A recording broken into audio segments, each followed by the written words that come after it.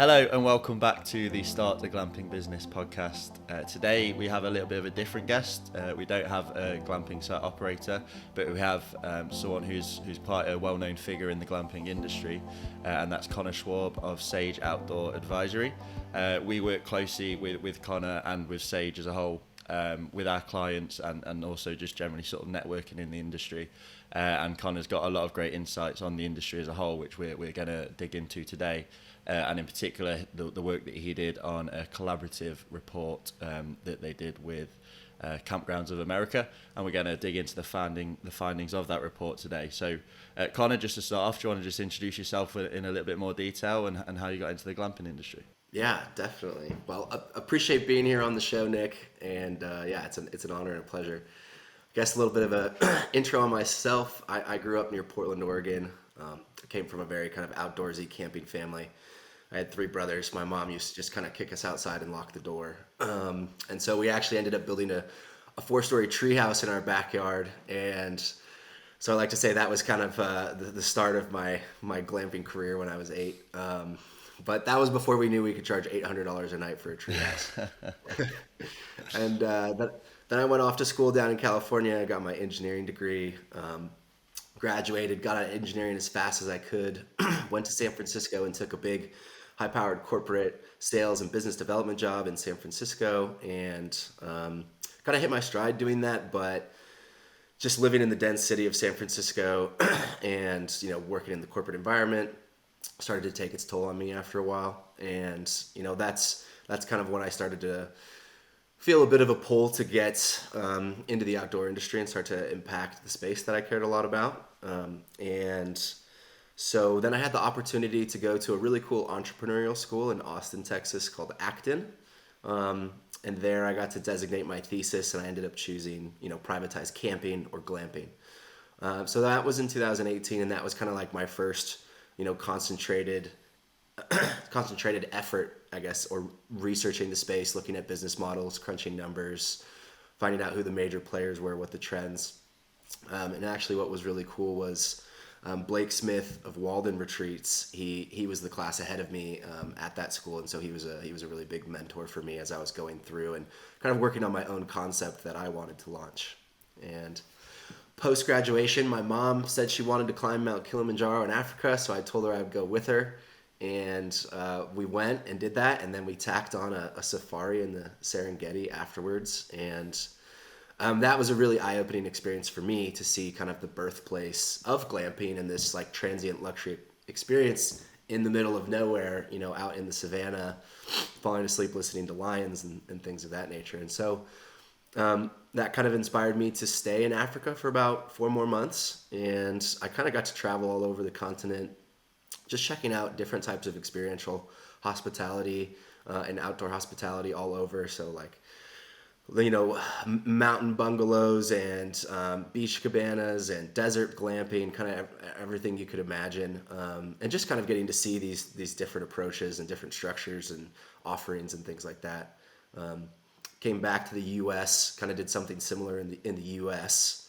and got to drive around the American West for a couple months, checking out a lot of the major outdoor hospitality players out here, and all with the idea of kind of taking all these bits and pieces and this research and development and incorporating it into my own glamping business that I wanted to launch and operate. Just to jump in there, who's the favorite? And this might cause issues with your job in the industry, but what's the favorite site that you've stayed at in the US or elsewhere? Oh, well, in the U.S., so for a long time, it was Under Canvas. That they've always kind of, from the very beginning, just been one of my favorites. I love the Duseks and their mission. I just got to stay at Open Sky in Zion by Bignall Dudson, which was absolutely stunning. It's an 80-acre property in a slot canyon, and then their units are just out of this world, very pristine. And the property's amazing, and the location's amazing. It checks all the boxes. So yeah, that's kind of taken the cake. I was there 2 weeks ago and really blown away. Nice. So yeah, back to you've gone traveling, you've stayed at all these glamping sites. How did you come to get the job at Sage? Yeah, so January 2020, I started my property search, and actually a business partner and I identified an existing glamping property near Bend, Oregon, and we put together an offer for the property because they were selling. It used to be called Panacea, now it's called Green Rock Retreat. But basically, we put an offer together, and the day we were supposed to sign, COVID reached the U.S., and then we couldn't come to terms anymore. And then everything just hit the fan for like 18 months after that with different pivots and different startups and things like that. And then I had a chance to go to the glamping show last October for the second time, and I got to go see Sherry Halala was one of the keynote presenters at the glamping show last year. And she was giving a presentation on financing strategies for launching glamping businesses. And I was very impressed by her, the projects she got to work on, the clients, the feedback the clients gave on her, and kind of the strategies she was using for her business was stuff that I was using for my own. So I ended up chatting with her after the show and kind of told her about my weird and obscure skill set. And she said, like, hey, she offered me a job. She said, hey, the outdoor hospitality side of our business is growing like crazy. We could barely keep up with demand, and it's the most fun. Do you want to help us grow that side of the business? And I was like, I didn't even know this type of job existed. Like, you're telling me I can get paid to do this? And so I started full time with Sage in January, and then kind of recently got promoted to the head of the outdoor brand for the business. And yeah, it's been a really, really exciting year. Yeah, and do you want to just quickly recap what exactly Sage do, and particularly in the outdoor hospitality aspect of their business? Sure. Yeah. So our background. So Sherry has been appraising commercial real estate for 30 years. She's the highest level of appraisal certification as a MAI, and our parent company is Sage Commercial Advisory out of Chicago. And then about 10 years ago, we started to do a lot of work in the outdoor space, and then that just kind of snowballed, and it started in an RV actually. So we did a ton of work in the RV resort space.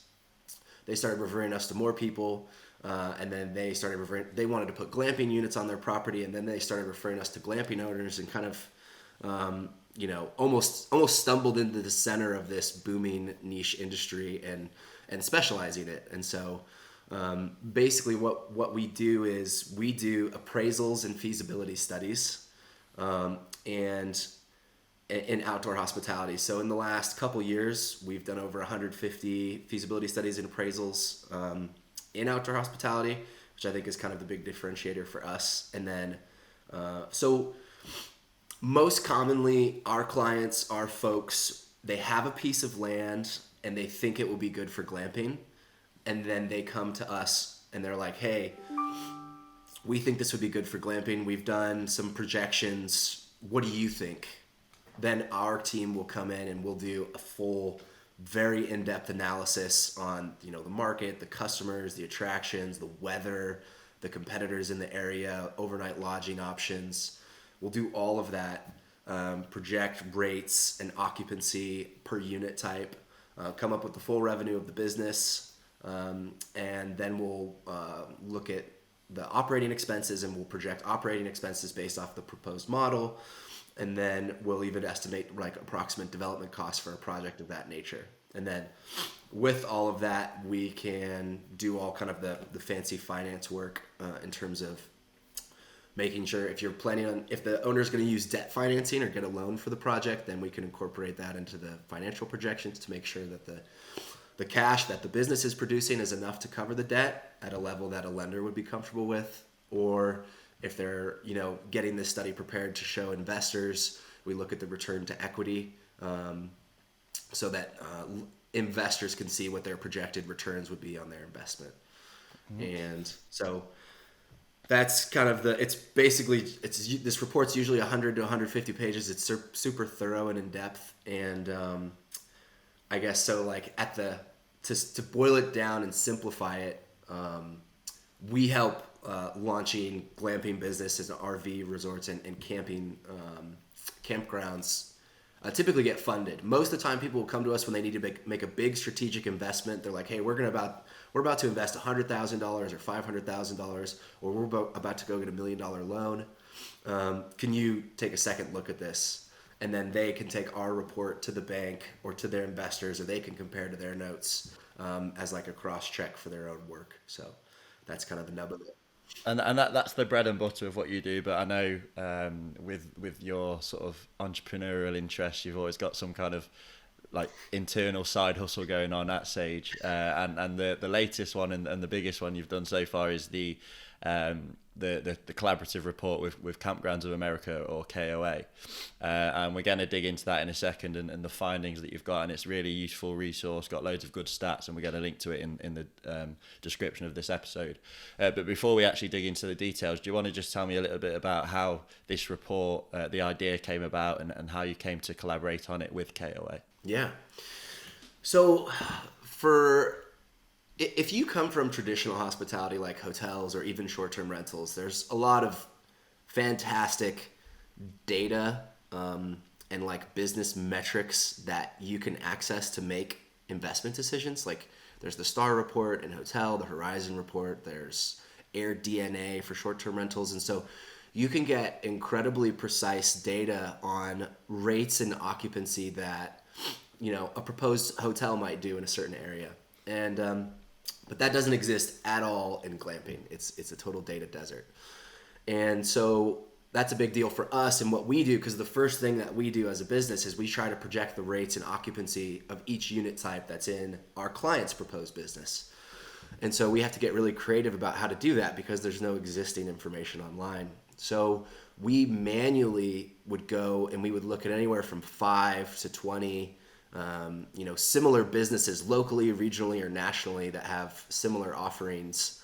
And then we do a very thorough look at them, like what type of units they're using, whether they have private bathrooms, is there food available on site, when did the site start, we look at their rates, we spend a ton of time in their booking calendar looking at rates, like what are they charging for a weekend night, for a weekday night, and the holidays, summer, winter, shoulder season.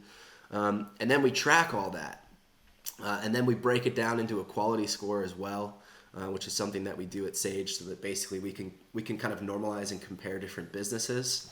And so basically we do this for 10 to 20 glamping businesses per study. And that's a lot. And that's a lot. And we're doing, 3 to 5 of these studies a month. And so when I came on board, I was chatting with Sherry, and I was like, if we do all this great work, like, why don't we start tracking this across the country? No one's doing this, and we're already putting so much man hours in. And she was like, yeah, that's a fantastic idea. So we started that in April. We hired a US-based research team to kind of help us expedite the process. So basically, we look at every glamping business in the US is how we started, and I think what we define as a glamping business is important, and for us, the definition of a glamping business is it's a legitimate commercial entity where it has its own website where guests can book direct, and then what we call a glamping business is something that over half the units on the property are what we call glamping units, and typically, like, a glamping unit can be any type of unique unit that doesn't have a shared wall, like a hotel or a lodge. And then also glamping is something where you don't need to bring your own tent or your own RV or your own linens. So that's kind of how we define a glamping business, is over half the units on the property are what we call glamping units, and then you can book directly through that site. So that's kind of what we started tracking, and we're just looking at public data that's available online and just putting that into basically like Excel, essentially, and tracking these different metrics. And in June, I mean, your listeners might know, but KOA releases their North American camping report every year, which is one of the best and most legitimate pieces of industry data in the outdoor hospitality space. And then in 2019, they released the glamping report, but then they hadn't released one since. And so this was early 2022. So I called them up and was like, hey, your guys' glamping report in 2019 was great. You do an awesome job of tracking all of this customer feedback and like where the customer's at in the industry. We're working on the business side of the glamping industry. Do you guys want to, like, we're gonna produce a report. Do you guys want to co-publish? And they're like, yeah, we're already working on one. We'd love to co-publish. And so basically they brought all this great customer data, and then we brought all this business data that we've been tracking, and then they kind of put it all together, and then we launched it at the Glamping show in October. Amazing. And how's it gone down? It's been great. I think that specific report is more focused on the end consumer. So it's like the actual camper. So that report is it's kind of more around education of the industry.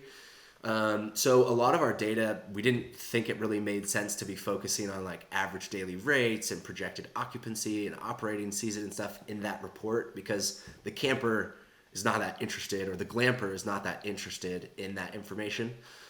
So we're going to be working with KOA to do another, a more kind of investor report, or like an owner operated report that's going to have a lot more of that like juicy, the juicy information that people are looking for. And we're releasing that early next year. And we're also working with AirDNA, and what they bring to the table is the short-term rental data. So we're focused on glamping business information. KOA is focused on glamping customer information.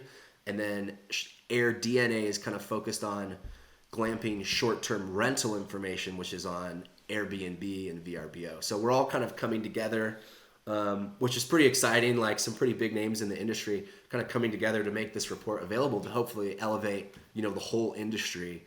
So that more people can be more confident when they're going out and launching a business, which can really be quite scary. So that's kind of the goal. Sounds great. And obviously we'll be sharing that when it's released. Absolutely no problem. Hi everyone, thanks for listening. This is just a quick note to say that this podcast is brought to you by Glamping North America. And what we do is we help you through the process of starting a glamping business, no matter what stage you're at. So if you need to find a property, we'll tell you where the most suitable area is to start your glamping business. If you have a property, we'll look at your local zoning code and tell you how likely you are to get your project off the ground according to the zoning rules and regulations in your local area. We'll also give you a really good roadmap of permits that you'll need and regulations that you'll need to be aware of to get your glamping business off the ground. If you need financing, we'll introduce you to our range of financing partners and do you a feasibility study that will give you some really solid financial projections and market analysis that will allow you to acquire the funding that you need. If you need glamping units, we'll talk you through your options and introduce you to one of our trusted manufacturing partners to ensure that you're looked after throughout the whole process. If you need a site design, or if you need permits to move forward with your project, we've got architects who will do all your drawings, make all your arguments, and essentially allow your dream to become a reality. The list goes on, and I don't want to bore you, so I'll let you get back to the episode in a second. All I'd say is that Glamping North America are the people to speak to about starting a glamping business in the US or Canada. So if you're even thinking of starting a glamping business, just get in touch with us at contact@glamptech.com or 646-586-2330. All the details are in the description, and no matter what stage of the process you're at, we will be able to help, whether it's doing something ourselves or pointing you in the right direction of our partners. Just let us know that you came from the podcast and we'll see about doing you a little discount along the way. So thanks for listening, and I'll let you get back to the episode. So let's actually talk about the report itself now then. And I'm going to sort of give you the floor for this really. What are the key findings, would you say, from the research done by both yourselves and KOA during the course of this report? There was so much. I can speak more succinctly about our research. And KOA's got some great stuff. Most of it's published in their report that they released. I think one of the surprising things was, how big Wi-Fi was, or how important that was to guests, or how many people were finding out about glamping through social media. I think it was something between, it depends on the generation that you're in, but it's something between like 25 and 60%, I believe. So it's quite a large amount depending on your generation. And on our side, so when we do our feasibility studies and appraisals, our clients almost always will have specific questions like, okay, we've got this property in this location, what unit type should we use? Or how many of each unit type? How many units should we put on a 10-acre property? Or should we invest in putting bathrooms in? Or should we invest in food and beverage?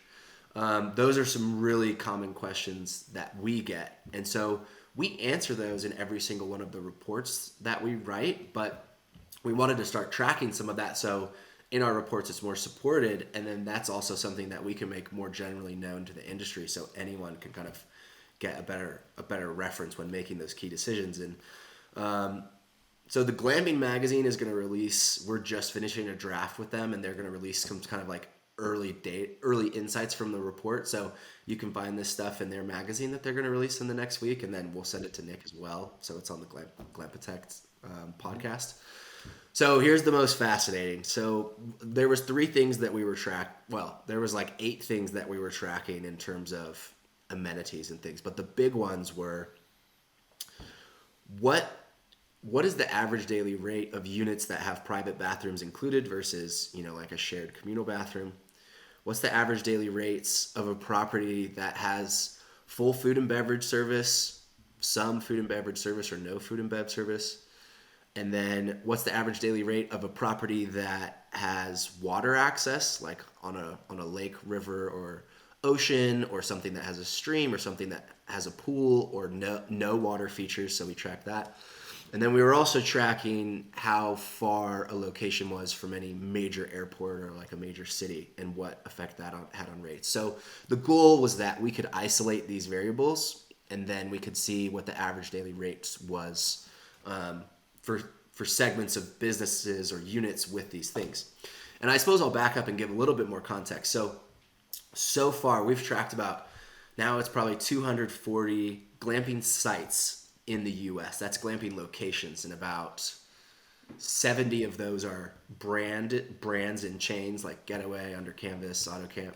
And then the rest is owner operated. So we've seen that of 230 glamping locations in the US, we estimate that's maybe around 70% of the industry that we have tracked so far. I mean, there's so many popping up every day. It's hard to quantify, and no one else has a list that we can cross-check against. But we estimate that's about 70%. And then, so of those 230 glamping locations, about 75% is owner operated, and the other 25% is kind of branded chain groups. And we, on average, each of those sites has 3 different unit types. So that might be, if you're like Under Canvas, that might be like your deluxe tent with a bathroom, your basic tent with no bathroom, and then your like premium family tent that has a bathroom and could sleep 6. Or it might be, like AutoCamp, where they have an Airstream, an ensuite, and a safari tent. So on average, each location has 3 different unit types. So these kind of stats that I'm about to share we're measuring about 700 different glamping unit types, which totals about 4,700 in total glamping units. So just to give you an idea of like the background of the data, because I always think context is important. And this doesn't include anything that's just listed on Airbnb or just listed on VRBO. We're not considering that for this. So what we found was, what was really surprising, there was almost no correlation between water feature on a property and average nightly rate. And whether that was a pool, stream, ocean, lake, whatever. And that was really surprising to me. I think in looking closer at the data, I think a big reason for that is because a lot of the industry leaders they aren't on water, and they don't have pools. And I think pools is something that's much bigger in like the RV resort world, which will traditionally have lower rates than like a branded glamping resort. So I think that's kind of why that came out.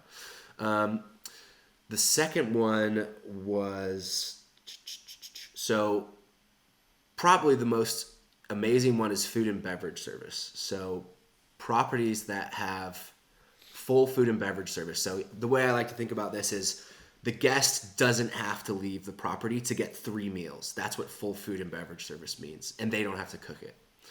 And that can really range from like, a food truck to like, a meal that you just heat up, or, a gourmet restaurant like Collective Retreats. So that can kind of range. But on average, what we found were that sites that have full food and beverage service make over twice as much. So it's really quite astounding. I think the average rate for a full food and beverage service property is like $450 or $470 a night, whereas sites with none is around $200, and sites with some is like $220. And that's exclusive of the price of the actual food and beverage itself, right? That's just the nightly rate. So that doesn't even take into consideration the cost of the meal that the guests are paying, because most people don't do it all inclusive. So almost every glamping site that I know of, you then still have to go pay for that meal. So it's extra income for the owners as well. Yeah. And there was very little difference between the sites that offered some food service and no food service. So like it was basically the average daily rate was 200 versus 220, which is not that big a difference. So the big takeaway here for your listeners is that most outdoor hospitality is in a pretty remote location. They're not in big cities. There's not a lot of food options. There's not a lot of grocery stores. There's typically not super robust kitchen situations and fridges and things like that. So if you're paying for a glamping experience, you don't want to have to worry about food. You're kind of going into the middle of nowhere. You don't want to have to like go to a grocery store and get a bunch of groceries that you might cook one meal from. Like you don't want to have to worry about that. And I think that's what that data is telling us, is that this customer doesn't want to have to worry about food when they come on site. And so obviously putting a 5-star gourmet restaurant on any glamping property is a huge challenge, but having some sort of food option available so people like have that security where they know where their next meal is coming from, I think is really important. Yeah, and how about the ensuite bathrooms versus shared bathrooms? Was there a difference between those? Yeah, so that was huge as well. So that was one of the other big pieces of data, and essentially we're seeing that guests are willing to pay almost twice as much for a unit that has a private bathroom. So I think they're willing to pay 70% more on average, which is crazy. It's basically the difference between about $200 a night to $350 to kind of put it in perspective. Maybe even a little bit higher than that. And so when people come to us, they're like, should we spend $10,000 or $20,000 to put in the infrastructure for a bathroom or a septic tank or connect to sewage? We basically look at, all right, how many guest bookings are we going to have this year? Let's say we're expecting you to have 200 guest bookings, and you're going to make $160 more per booking. How long does it take you to pay off that bathroom or that septic tank? So those are the kind of calculations that we do, and that's what we're hoping this data will help other owners, be able to make those mathematical decisions that make those tough decisions, provide a little bit more clarity on them. Mm-hmm. And I can tell already that this industry focus report is going to be so valuable to anyone in the industry. Two things that I took away from the currently publicly available KOA collaborative report is that, the first one is that 61% of glampers use social media to find inspiration when booking travel, compared to just 39% of non-glampers. And I think that just speaks to how important Instagrammability is in the glamping industry. And if you're looking to start a glamping business, you need to make sure that there's something on your site that is Instagrammable, whether it's something as small as a hot tub to an amazing view or whatever it is. People find glamping sites through social media, so you need to make sure that your guests are taking photos and sharing it to their friends so that they can start asking questions and they want to book a stay as well. So I think that's one big thing. And then the other is the statistic that of those who have glamped, 74% plan to glamp again in the near future, which again I think shows the importance of customer retention as well.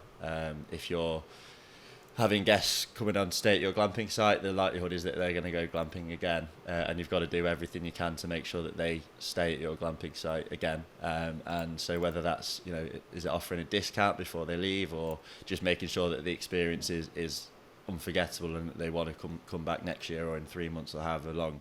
I think that speaks to how important customer retention is for glamping as well. Of course, it's important for any business, but if you can get repeat bookings in for a glamping site, then your occupancy rate will just shoot up. Yeah, definitely. I think I think that's a really big thing, is giving your customers a 5 out of 5 experience. And having them, not only book again, but then tell their friends, and you get a lot of velocity like with that customer. So if you spend the extra $20 to totally delight your customer, as opposed to maybe having to spend $20 on social media ads, the $20 to delight your customer It will keep them coming back. It will give you good reviews. It will get them sharing with their friends, and it's just a much more sustainable way to invest your money. And having those unique shareable things as well, where your guests can do the work for you, and kind of empowering them to tell people about the wonderful experience they had. Yeah, and so someone, I think it'd be fair to say you'll probably be classed as an industry expert by now. So as an industry expert, where do you see the industry going in the next 5 or 10 years?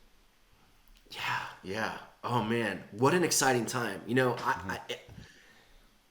It's so exciting to think about where things will be in 5 years. I look at you, Nick. I'm like, where's Nick going to be in 5 years? Like, and I look at like Zach at Clockwork, and I look at Terramore, and I look at like all these brands like Walden Retreats and Open Sky that are kind of, and Timberline Glamping Co., which are kind of like just starting to get some really good momentum, and I think it's going to continue this double-digit annual growth trajectory. I think one of the things that we're noticing is, as of right now, 75% of the industry is still kind of mom and pop, owner operated.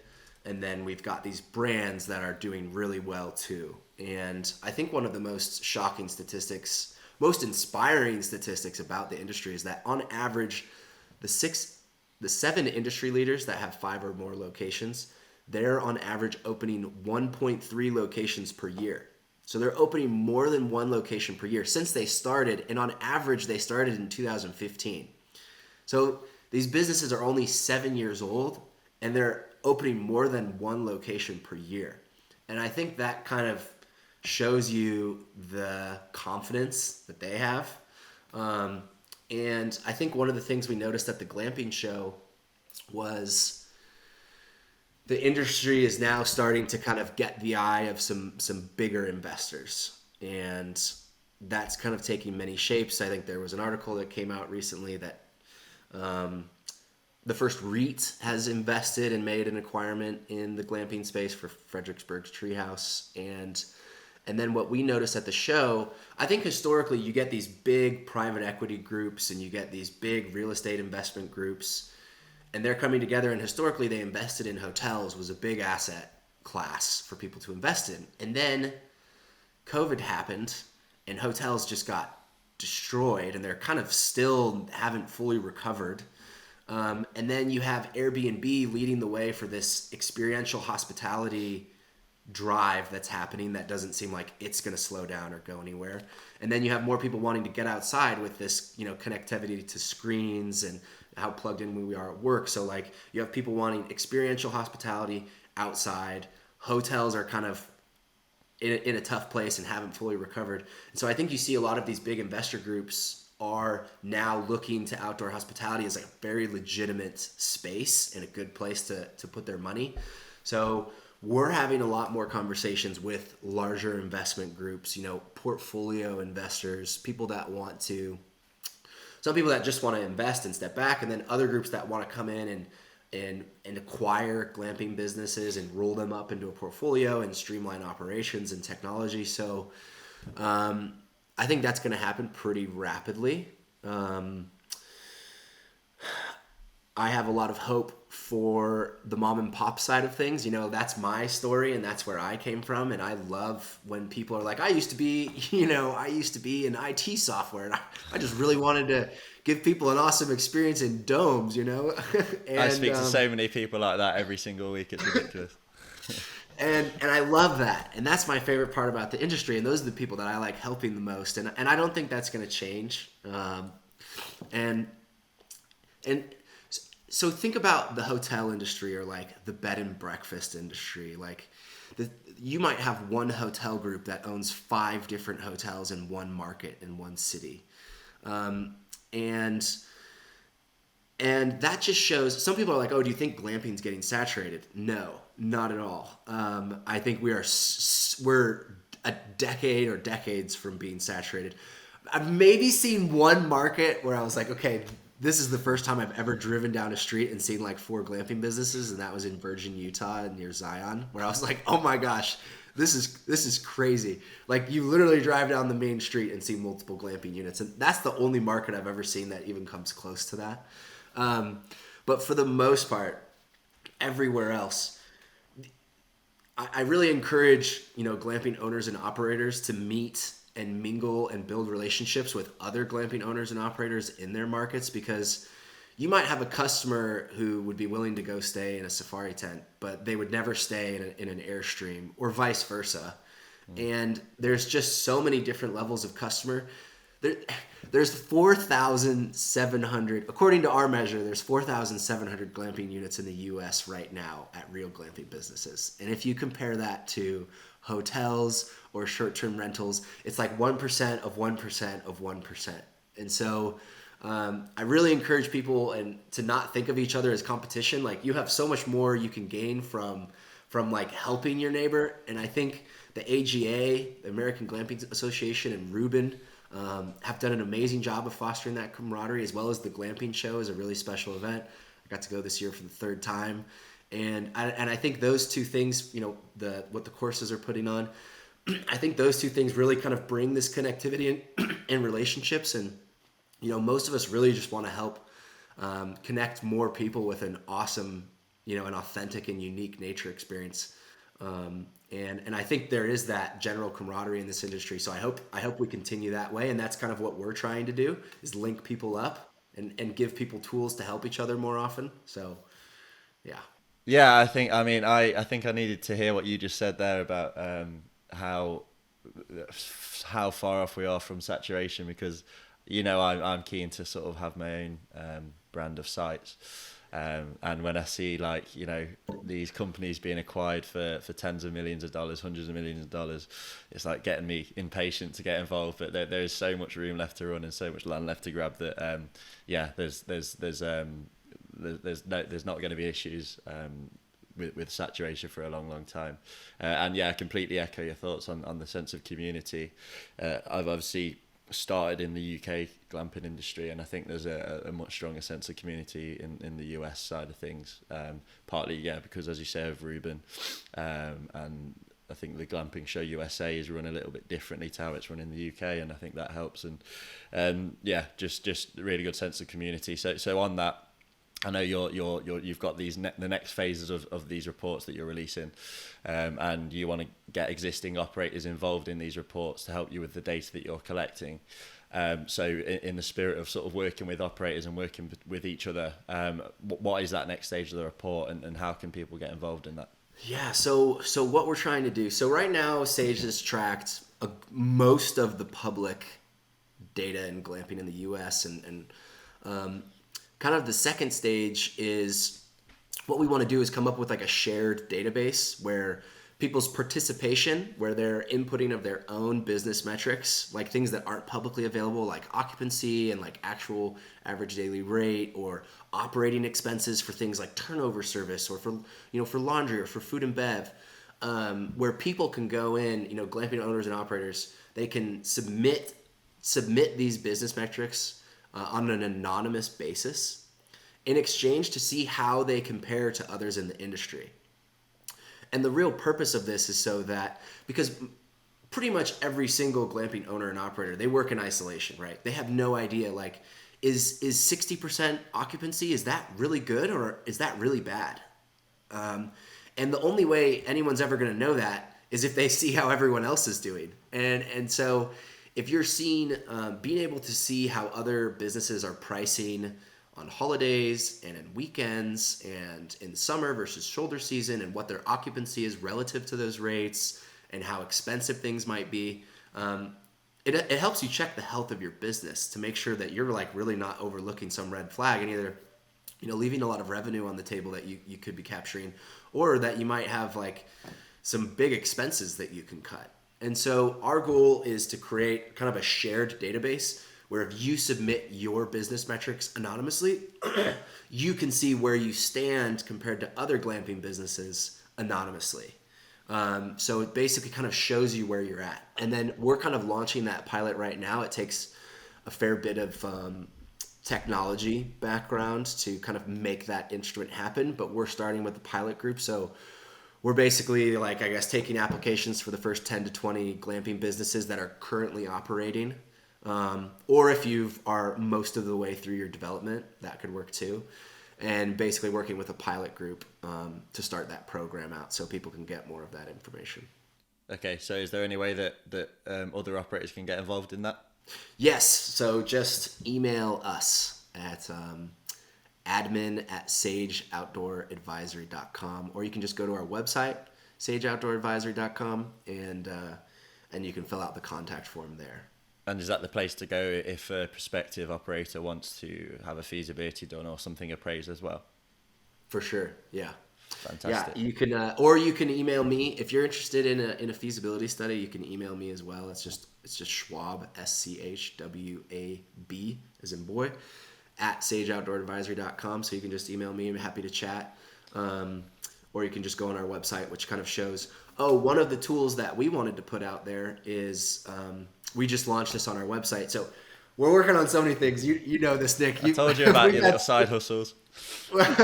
Nick and I have had some beers and chatted about all these different exciting opportunities, and, as well as the gun control laws of America and other subjects. Exactly. So one of the things that is live is the Sage Glamping map. So if you go to our website, you can see the 230 glamping locations that we've tracked. And if you look on the left-hand side of the screen, you can use the legend to scroll between different unit types. So you can see where in the U.S. are all the Airstream-based sites, or where are all the safari tent-based sites or domes. And you can go into that map and you can see. And there's really kind of 2 or 3 reasons why we want to do this. One is so you can see if you want to launch a business, you can find other similar businesses. So you can kind of start to see what they're charging, how the business is doing, and like gather some data so you can launch. And then, we want the businesses that are listed to be able to be found, both by customers, by investors, by partners in the industry. So it's super early stages, but I work a lot in the outdoor adventure van space. There's another company I started called Sandy Vans, and we convert Sprinter vans out of San Diego. But basically, we're working with a shared ownership model and like some pretty big companies in the shared ownership space. And what I would like to do, my dream is to set up a glamping map, like road trip map, where customers can say like, hey, I want to go do a California coast trip, but I want to stay at all the glamping locations along the way. Or I want to do the Rockies or Utah. And then we've got an app or something where they can go and see all these different locations. And maybe what I think would be so cool is if there was some sort of like icon pass or like a glamping pass where, if you paid for a season, you could go stay at as many glamping resorts as you want. That's kind of pie in the sky stuff. But make sure that's in place for when I do my American road trip in a few years, please. Exactly. So a lot of exciting stuff. Yeah, cool. Okay, well, we'll put all the contact details in the description. We are going to have to stop recording in a second because Connor and I have got a chat with a client. Glamping works quite closely with Sage on client projects. So, we've got to get rushed to that in a second. But Connor, thank you for coming on. It's been an honor. And yeah, hopefully we can work together on many more projects in the future. Yeah, and I would just like to say to your listeners that we've had an amazing time working with Nick and the Glamping team. All the customers that we've kind of collaborated with in those projects so far have had amazing feedback about Nick and his team, and I can't say enough nice things about him. And I think he's going to be one of the leaders of the U.S. glamping market. And so yeah, I'm happy to be on the show. So thanks so much for having me. Amazing, thank you. That's very kind.